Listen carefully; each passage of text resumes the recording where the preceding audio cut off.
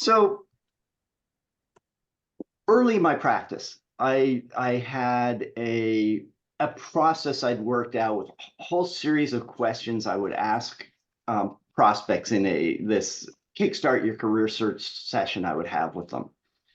And one guy, I'm going through, I'm asking him these questions, and he says, "I know what you're doing." He was a sales guy. He goes, "I know what you're doing. You're just you're asking me these questions because you want to stir up the pain, and you want me to hire you." And I said, "Well, honestly, sure, I'd love you to decide to hire me. But actually, I'm really interested in your answers to these questions because I really want to see what's going on and see if there really is a fit." He goes, "Oh, okay, go on." And so I continued with my questions, and at the end, he did hire me. So for a career search. So a lot of this has to do with having the right psychology, that you're coming in, you're asking questions from the right place so that people sense that it's real. It's not just a formula you're going through. So I'm going to share with you a formula, but it's all about going about it the right way. So here's the agenda that I had in mind. We'll talk a little bit about the psychology. I'm going to share a number of critical errors that I see people making all the time in this that you want to avoid. And then finally, I'll share this quick model that you can adapt however you want for how to conduct a really good needs assessment conversation. So what's your goal when you are meeting with a prospect? Let me ask you all, what is your goal when you're meeting with a prospect?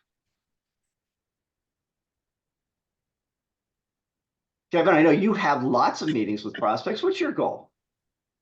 So my goal is to answer the following question. Is this somebody that I want to work with for the rest of my life?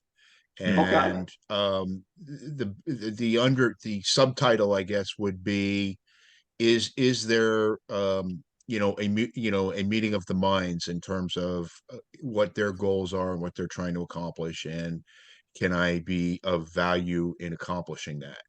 So those are the two questions that I ask, and I try to do a really open, honest assessment. It's not just about whether the person wants to hire me. It's about, is it a good fit, and do I want to work with them as well? Okay. Good. So Hush, how about you? If you run into someone who might be interested in office space, for instance. Yep. Yeah, no, Kevin, I love your answer because we kind of have a similar approach. It's understanding what they need, but also understanding if we're going to be a good fit for each other, right? If they're a good fit for Yes. our services, and if we're a good fit for them, and if my wife really focuses on this because she manages the center every day, and she knows that she's going to have to see them almost every day in some cases, right? And deal with their needs and see if it's somebody that she wants to see every day or not. So it's definitely a two-way street in terms of fit. And I would say in your business, that's probably even more critical than in many of ours, because it's not just is she going to enjoy being around them? Are the other For clients sure. that you have in the office going to enjoy being around them, or Exactly. is they going to be a turn off to other people? Yeah, For sure. No, it's about the community fit as well, right? yeah. How are they going to fit into the community, and are they going to be disturbing for getting people to work, for people working there, or we're going to be a benefit? And we Hmm. often see them actually do business together. So we also look for that. Hey, do they have a complementary business, or a business that might actually, if somebody else might feel like, hey, they're doing the same. Not that it's not, we're not a networking group, right? But still, there might be some. I know some individuals in the space would feel a little bit slighted if we brought in somebody that did the same exact thing and put them right next to her, right? That just might feel a little bit odd. So Right. that's another. factor. And I Okay. think the challenge is seeing people for who they really are. Steve was referring to this earlier. People put on a front, especially in a meeting like that, they put up a false front sometimes. I'm not Yeah. like that. I'm just, wear my heart on my sleeve, but not everybody's like that. And so it really, for me, a challenge has always been is seeing people for who they really are, especially when you don't know them that well and it's an initial meeting. Yep. Steve, one or two? Anything you want to add to that? Well, I can add that mostly when I'm trying to prospect, I'm trying to explain what we do. Because Mhm. technology is a big, area, and most people don't know anything about it. So, the whole needs assessment is to try to figure out whether they even have stuff we can help with, and whether we're the right people to help. So mostly on the very first meetings with prospects, it's like, yeah, here's kind of what we do, and here's the kind of things we've done for others that might apply to you to help. So Mhm. I do that a lot. Yeah. More of a training session than a prospect meeting. Okay. Yeah, and I think for me, and I've worked this out the last couple of months, is finding out if they're at the company is at the right stage of growth to bring in somebody like me, because I realized I was spending a lot of time going after companies that were too small, would never invest in what I'm doing. Would have really interesting conversations with them, but at the end, it was never going to happen. So Right. it's narrowing down that top of the funnel where it's like, well, yeah, I can talk to them, but it's not worth my time or their time. So trying to establish that early on. Makes sense. Okay, so I'll put out this. I think the best, for me, the best goal is to help the prospect succeed by producing a solution that best meets their needs. And it's all about them and their needs. It's not about you and what you want. Because now, obviously, we all have our own goals when we go into those meetings. I'd love this person to decide to work with me if there's a fit. But until we have a relationship that engages this person, how invested will they be in your goals? So I need to focus first on building a strong relationship, a strong foundation that they're saying, oh, this is the sort of person I might want to work with if there's a fit here. So a good needs assessment conversation can never be a one-sided drive to your goals. And you should be prepared to walk away or refer if you're not the best solution. Sometimes that's actually the best possible outcome. That when you say, now that we've talked, I don't think I'm the right person to help you with this. Let me connect you to someone. That it's so powerful for you that you're not getting into a situation that's the wrong fit or a client that's the wrong fit. But it's so powerful for them too that you're being honest, you're helping them, and a lot of times that comes back to you. I've had people who I said, I'm probably not the best person. Here's what I could do, but I'm probably not the best person to help you with this. Let me make a connection. And person says, no, I like your approach. I think you're really on it. I think you can help me with this. Would you be willing to do it? Like, well, I can help you with that to this degree. But you set yourself up for potential connections down the road. That I've had many that I've had needs assessments with who we've said, yeah, it's just not right, or it's not time, or whatever, who've then become kind of proselytizers out in the market on my behalf. So in the needs assessment meeting, they've agreed to meet with you. And so you're having this session. So now what? Should I start with a lot of information about how great I am, what my firm is, my track record? I find that this is a common mistake. I mean, how many times have you, particularly in the corporate world, there are a lot of situations where the consultants, they come in, the first thing they're doing is telling you about all the great companies they've worked with and the great things they've done to help them. Well, I've already invited you in. you've already got my audience. How is talking about you and yourself moving this forward, building that relationship? In fact, there was, I did the one large corporate consulting assignment I had within my career coaching. I remember the head of the practice told this story about early in her career. She was part of, a large firm, and her mentor and they come into a company trying to sell them, and they have this whole dog and pony show, and they turn on the slideshow, and at about 5 minutes into it, talking about what they can do and all this, her mentor you can see that the people are, nodding off in their seats, and he reaches over, turns off the slideshow, turns on the lights, and said, "I'm sorry, we're not here to talk about us. We're here to talk about you and what's going on in your operation." And they walked away with a 6-figure contract because they focused on the right thing. So there's a better way than to start telling all about us. So if you think back to that goal of helping the prospect succeed by producing a solution that best meets their needs, well, I need to find out what those needs are to even assess this.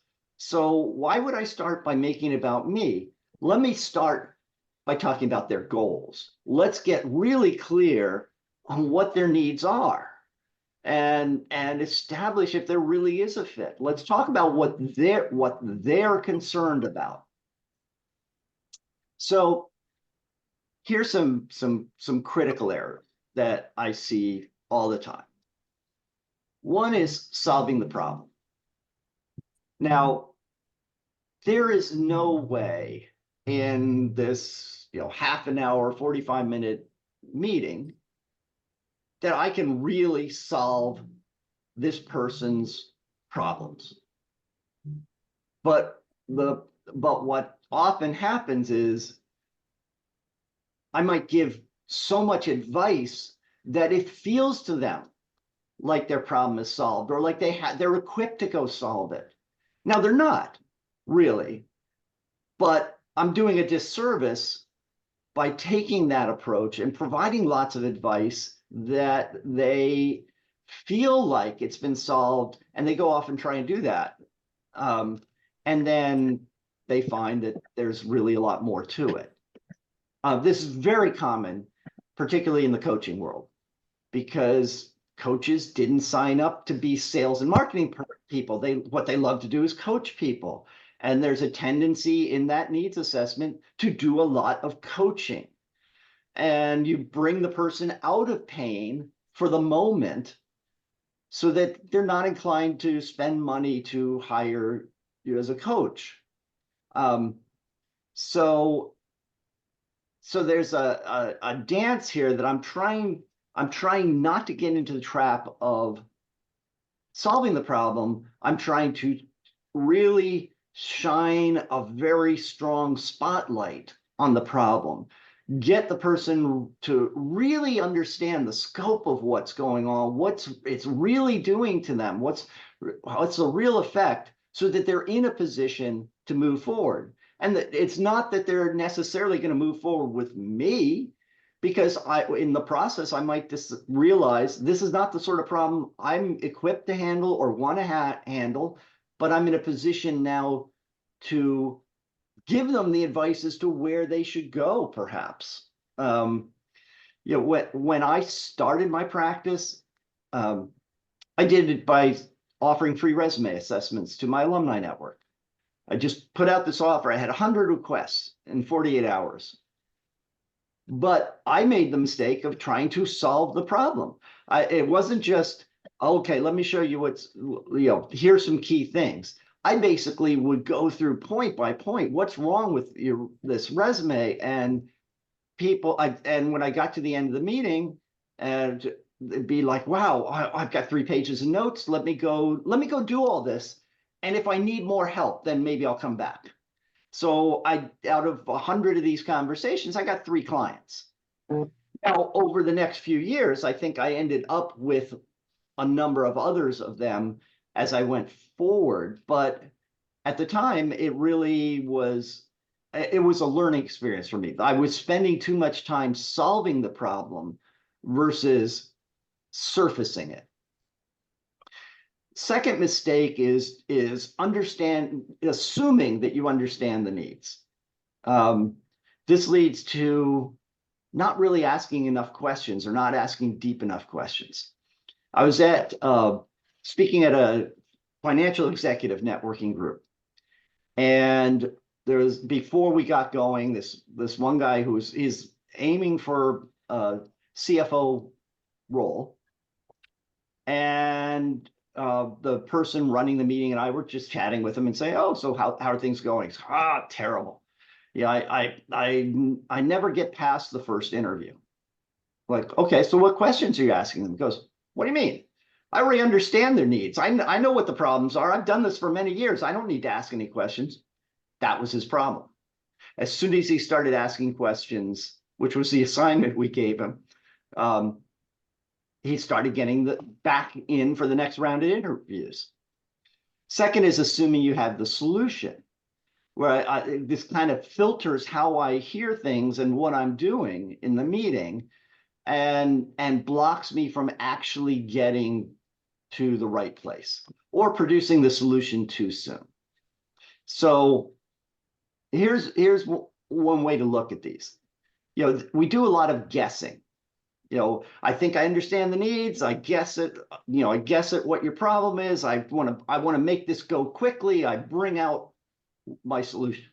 My solution. Well, if my guess of the situation is even just a little bit off, I instantly lose a lot of credibility, because it's seen that I'm guessing. I'm not doing the deep exploration. Second one is telling.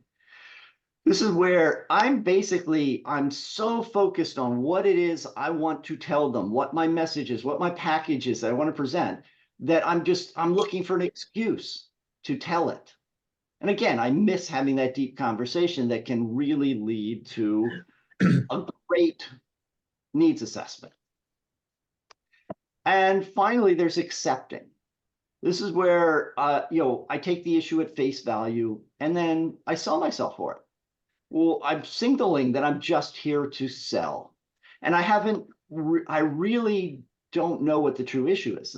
And this happens a lot. This is probably one of the biggest traps, that I ask the question, the person tells me what the issue is, and I think I understand. I think I know, and I go in that direction instead of doing an exploration. Like when I do interview workshops, I'll often get someone up and say it's a project manager.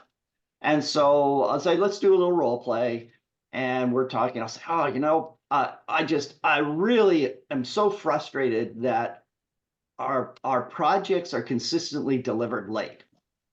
And typically what happens is the person immediately starts telling me how they deliver projects on time. And then I say to them, why do you think my projects are late? And they don't know.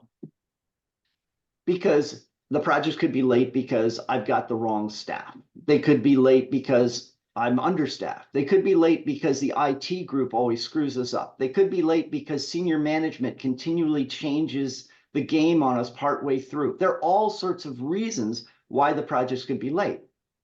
And I say, wouldn't you have been able to give me a much better answer? Wouldn't you have been able to build on this if you'd asked me some questions to find out why they're late? Because those are all very different needs that I have, depending on which direction it goes. So it's really critical not to just take an issue at face value, to really explore it deeply. So let's look at the model itself. So as I was saying, a good place to start is the goals. So, one variation of this, just what would you like to achieve? What is your goal? Now, you notice that little X3 there. That's because when you ask, well, in fact, let me do a little exercise. Suhash, would you like to do a little exercise with me? Sure, let's do it. Sure. So Suhash, what is something you would like to achieve in the next year? Let's see, I would like to achieve some more operational discipline with marketing. I would like to free up some more of my time away from the business and get the some of the staff and systems to allow for that. So those two might be a little bit related. And I would like to increase my revenue by 10%. Okay. So suppose you're able to bring some more operational discipline into the operation, in the way you approach you free up some of your time. The staff's really stepping up. You've increased the revenue percent. What would that do for you? It would give me more time with my family, with more time to enjoy for myself, and some additional cash to spend on a vacation, perhaps, right? So, yeah. Okay. So now we can pause there, because you can see Suhash is already lighting up and talking about the personal goals from it. So he got there pretty quickly, but we could keep going. What typically, when you ask someone, what are your goals, or on the other side, you ask what's your challenges, the first level is a goal or a challenge, but usually it's relatively superficial. And you don't want to stop there. It usually takes about 3 levels of giving them what they're asking for before you get to the deep underlying emotional place that creates so much power. And a very simple way to do it is just what I was doing there, is verbally giving him what he wanted. Suppose you did get this, and this, what would that do for you? And it gets the person to go a little deeper. And what I've done this exercise for like a room full. Look, we had a room full of like 50 people, and my partner and I were doing this exercise. We had, just for 3 minutes in one direction, then we flipped it and had them do it the other person. And then we said, okay, you just had this admittedly relatively artificial construct where we told you just give them what they want, just echo it back. But how many of you felt like you actually, like the other person really understood you, like you had a good conversation? And every hand went up. They said, yeah, I felt like this person really was vested with me. We really connected. So even though it was very artificial, it really fostered a connection. They felt like they really had a good conversation with the other person. So think about that. That whatever first answer you get is typically fairly superficial. And when you kind of give it to them, you take it deeper, you start to get to a more underlying issue. But it usually is going to take about 3 levels before you get to that deep place. And you can see the person like leaning forward or smiling or getting more invested in the conversation when that happens. In fact, one example, I think Kevin made the comment about the false front. We have a tendency to, we have this front that we're putting up until someone asks the right questions. And I had one of my very early clients. Now, he wasn't a client at the time. He was someone I knew from my actuarial days. And I know he's been caught in this huge reorganization and lost his job. And so I'm just asking him, I ran into him at a conference, asking him how things are going. And he's very upbeat and positive. He's saying, yeah, I talked to this recruiter, going on an interview up in Boston. I'm like, that, I'll call him Jim. That's terrific, Jim. I'm so glad to hear that. But he wanted to have a follow-up conversation. Okay, so we now have a one-on-one. And again, I'm asking him how things are going, and he's starting out from this positive place. And I just kept asking him some questions. And suddenly that false front fell away. And he's suddenly really emotional. And he's telling me how, I'm sorry, Mike, I think you got some background noise there. And he's telling me how I'm afraid I'm gonna have to sell the house. I don't know how I'm gonna put my daughter through college. I don't know, am I ever gonna be able to get a job back at the level that I was at?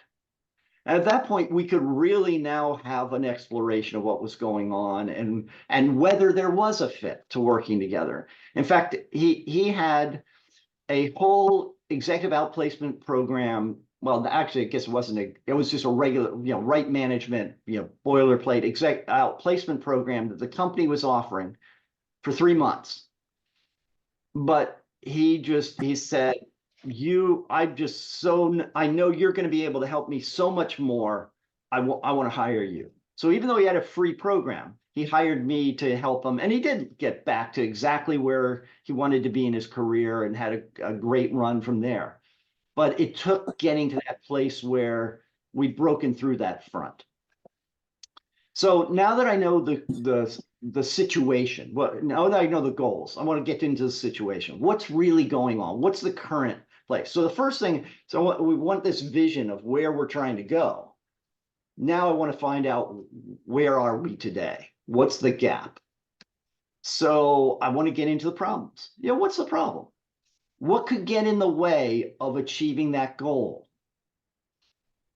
Next, I can get into more of the symptoms. How does the problem arise? What makes it such a problem? How does it affect other areas?